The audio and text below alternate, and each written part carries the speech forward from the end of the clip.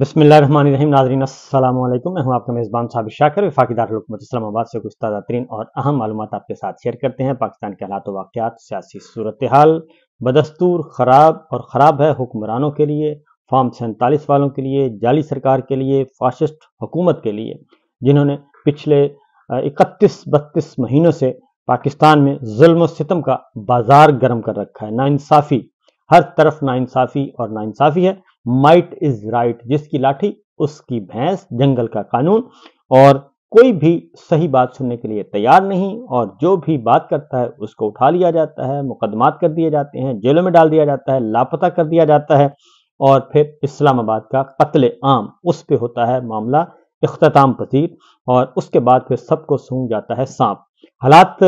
खराब हैं और हुक्मरानों के लिए खराब हैं। अच्छी खबरें आएंगी पाकिस्तान के लिए, पाकिस्तान के अवाम के लिए, रूल ऑफ लॉ के लिए। और मैं आपको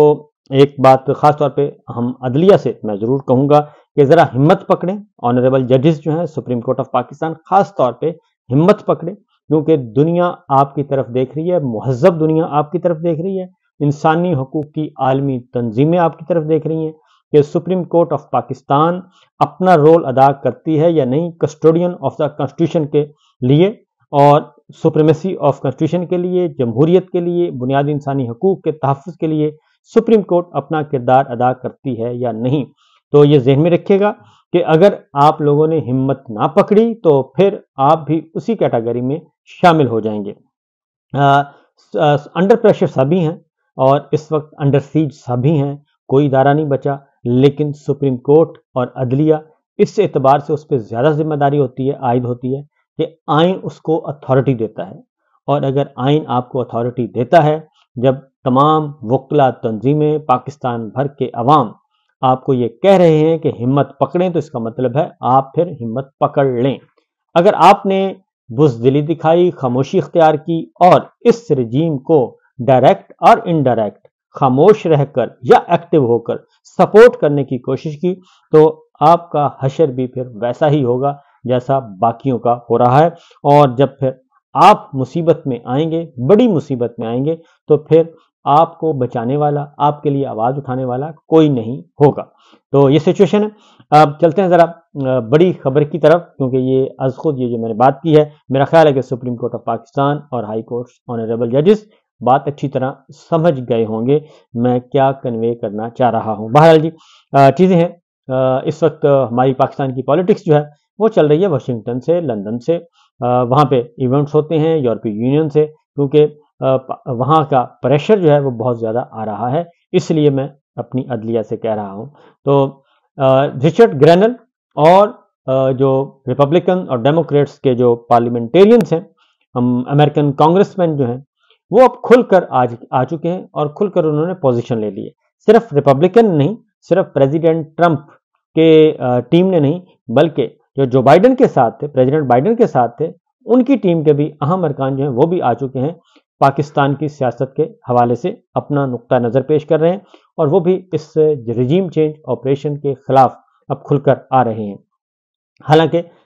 रिपब्लिकन और डेमोक्रेट्स बिल्कुल दो मुख्तलिफ जमातें, दो मुख्तलिफ नज़रियात, लेकिन इस मामले पे पाकिस्तान में जो कुछ हो रहा है इस पे दोनों इकट्ठे हैं। इमरान खान के मामले पे इकट्ठे हैं, पीटीआई के साथ जो कुछ हो रहा है पाकिस्तान के अवाम के साथ, उन पे इकट्ठे हैं। बुनियादी इंसानी हकूक़ पामाल हो रहे हैं, उन पे दोनों की राय एक है, कोई मुख्तलिफ नहीं है। और अब ख़ास तौर पे क्योंकि डेमोक्रेट्स जा रहे हैं, और जाने से पहले पहले वो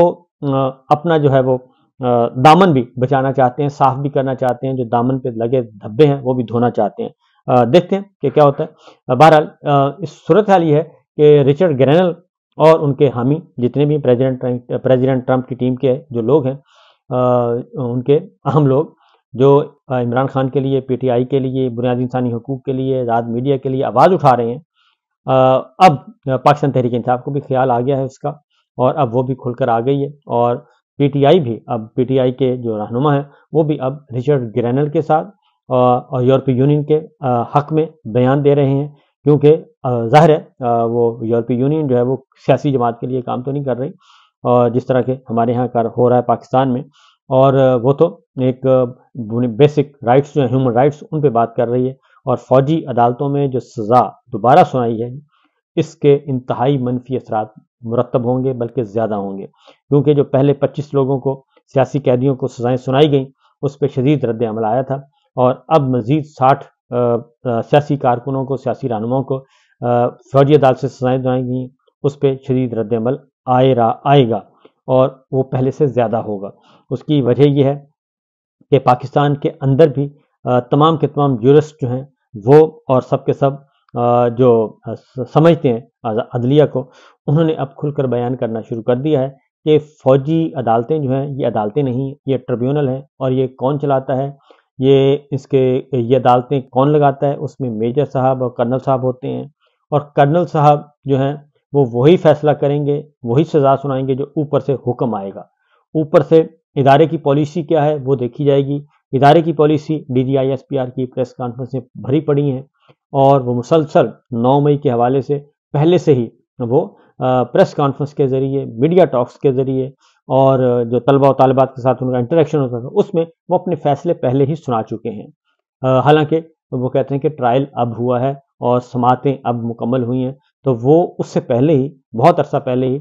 جو D G I S P R ہیں وہ پریس کانفرنس کے ذریعے یہ سارے فیصلے سنا چکے ہیں، اور بلکہ وہ اس سے بھی زیادہ آگے کی طرف جانا چاہتے تھے کہ جو سول انتظامیہ کی تحویل میں ان کو بھی ادھر لایا جائے۔ عمران خان صاحب کے لیے بار بار کہا جاتا ہے، تو میرا خیال ہے کہ یہ جو پوزیشن لی ہے ضد اور اناد کی وجہ سے، یہ اس کا نقصان آنے والے دنوں میں مزید آپ دیکھیں گے۔ تو پاکستان تحریک انصاف کی طرف سے سویلین کے ملٹری ٹرائل جیسے غیر قانونی اقدامات کی مذمت کی گئی ہے، اور رچرڈ گینلز کا شکریہ ادا کیا گیا ہے، اور رچرڈ گینلز کے حوالے سے انہوں نے کہا کہ جی شیخ وقاص اکرم صاحب نے کہ جب بھی کوئی پاکستان میں 9 مئی کے حوالے سے،